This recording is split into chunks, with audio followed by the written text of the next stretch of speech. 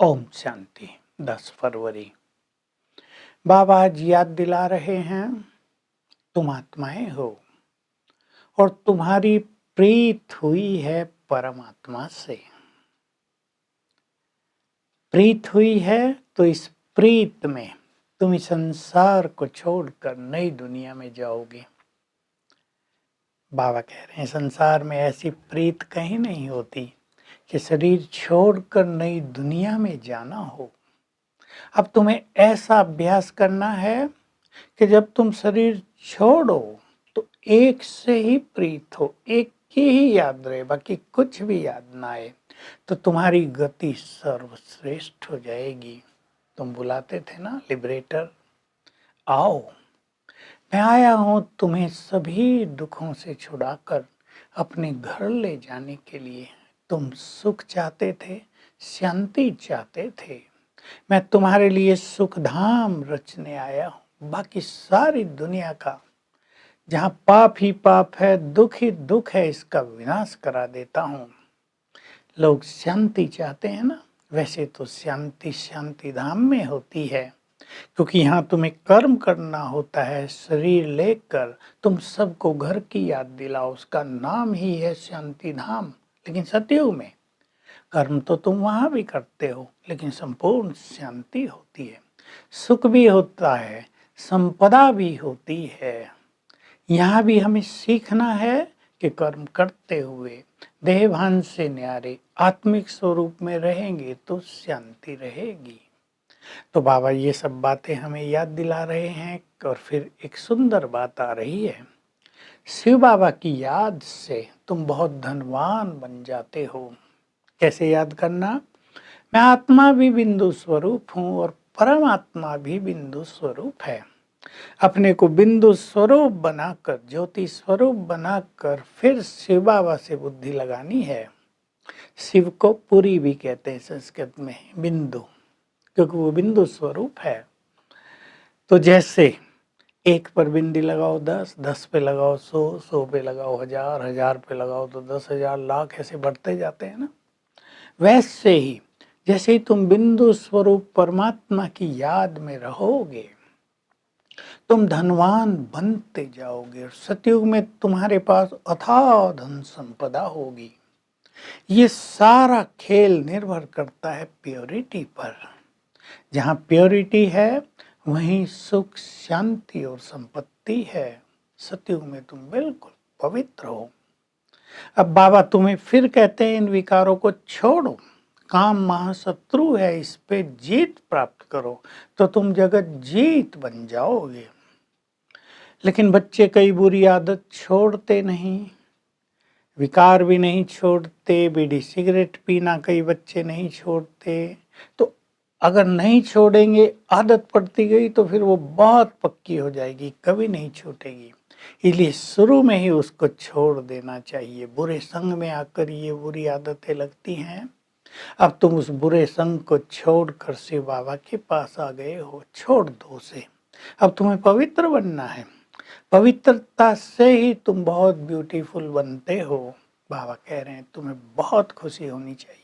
तुम क्या प्राप्त कर रहे हो, तुम्हारी खुशी का पारावार नहीं होना चाहिए। भगवान तुम्हें स्वयं पढ़ा रहे हैं, तुम्हारी खुशी कम नहीं होनी चाहिए। तुम्हारे चेहरे खुशी से चमकते रहने चाहिए। देखो लक्ष्मी नारायण कितने खुशनुमा नजर आते हैं। भले ही बाबा इनका साक्षात्कार भी कराते हैं, लेकिन कोई भी उनके रियल चित्र नहीं बना सकता है। अब तुम स्वयं लक्ष्मी नारायण बन रहे हो, तो इन संपूर्ण विकारों से अपने को मुक्त करो। तुम्हें विश्व पर राज करना है। देखो वहां कितने थोड़े देवता होंगे, 9-10 लाख, और यहाँ अनगिनत जनसंख्या। ये सब नष्ट हो जाएंगे, विनाश हो जाएंगे, और थोड़े जाकर बचेंगे जो पवित्र रहेंगे। कई बच्चे कहते हैं बाबा हमारी बुद्धि बहुत कम है, हमारी बुद्धि में सारा ज्ञान नहीं बैठता है, हमें हमारी बुद्धि का ताला खोलो। बाबा ने बहुत अच्छा उत्तर दिया, बच्चे ताला खोलने ही तो आ गया हूँ, लेकिन अगर तुम पढ़ोगे ही नहीं तो मैं ताला खोलूंगा कैसे? तुम्हारे कर्म ही ऐसे हैं, बहुत पाप किए हैं, इसलिए बुद्धि का ताला बंद हो गया है। बाबा देखो ये गुह्य राज भी बताते हैं, जिन्होंने बहुत पाप कर लिए उनकी बुद्धि डल हो गई है।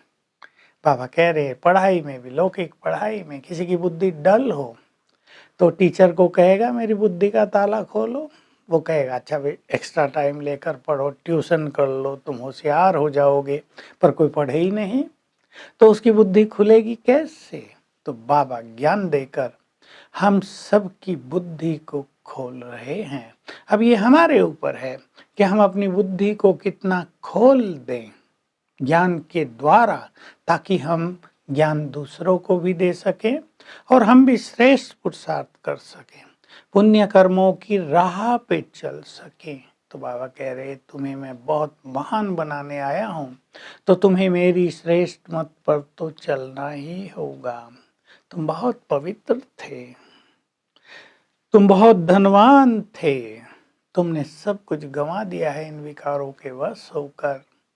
अब मैं तुम्हें फिर से देने आया हूँ, तो मेरी आज्ञाओं का पालन करो। देखिए लौकिक बाप की माँ की मत पर चलते चलते तुम नीचे उतरते आए हो, पतित बनते आए हो। उन्होंने तो तुम्हें वर्षा ही पतित बनाने का दिया, अब मेरी मत पर चलो तो मेरा वर्षा है पावन बनने का, और मेरी मत है जो राजयोग तुम्हें सिखाती है, जिससे तुम पवित्र बन जाओगे और तुम्हारी कला चढ़ती कला हो जाएगी। लौकिक माँ बाप की मत से गिरते आए हो, अभी चढ़ते जाओगे। तो सन्यासी भी तो पवित्र रहते हैं, उनकी प्योरिटी को सेमी प्योरिटी कहेंगे, इसलिए वो भी बहुत सुखी रहते हैं। लेकिन बाबा एक राज बता रहे हैं, जब से उन्होंने बाप को सर्वव्यापी कहा तब से गिरते ही आए हैं। तो तुम्हें बहुत अच्छी बुद्धि होनी चाहिए ये समझाने की कि भगवान कौन है और श्री कृष्ण को श्री कृष्ण किसने बनाया, दोनों में अंतर क्या है। एक निराकार, एक साकार देवता, एक परमात्मा, एक सबसे महान आत्मा, कैसे बनाया संगम युग पर। तो बाबा बता रहे देखो उसी आत्मा के अंतिम शरीर में मैं आया हूँ और सबको राजयोग की तपस्या सिखा रहा हूँ, वो भी सीख रहे हैं और फिर नर से नारायण बन जाएंगे। वरदान है बर्थ राइट के नशे द्वारा लक्ष्य और लक्षण को समान बनाने वाले तकदीरवान बनो। देखो दुनिया में भी बर्थ राइट का नशा रहता है, यानी जो वर्षा होता है माँ बाप का, वो जन्म सिद्ध अधिकार होता है। तुम्हारा भगवान का दिया हुआ बर्थ राइट, और वो है दैवी गुण, ईश्वरीय सुख, ईश्वरीय शक्तियाँ, ये तुम्हारे बर्थ राइट है। इनके नशे में रहो तो इन्हें प्राप्त करने में मेहनत नहीं लगेगी। स्वयं को मैं जो हूँ, जैसा हूँ, जिसका हूँ, जो मेरा लक्ष्य है उसकी स्मृति में रहो तो तुम्हारी तकदीर बढ़ती जाएगी। स्लोगन है श्रेष्ठ स्थिति में स्थित होकर हर कर्म करो तो तुम्हें हर कर्म में सफलता प्राप्त होती रहेगी। तो आज सारा दिन हम याद करेंगे, अपने को चेक करेंगे, मेरी प्रीत शिव बाबा से, भगवान से कितनी है और उससे मुझे क्या बर्थ राइट मिलना है, और फील करेंगे परमधाम से उसकी सुख, शांति और शक्तियों की किरणें मुझ पर पड़ रही हैं। Om Shanti. To watch Peace of Mind channel videos on YouTube, subscribe us on youtube.com/tvpeaceofmind. Just a click for a peaceful life.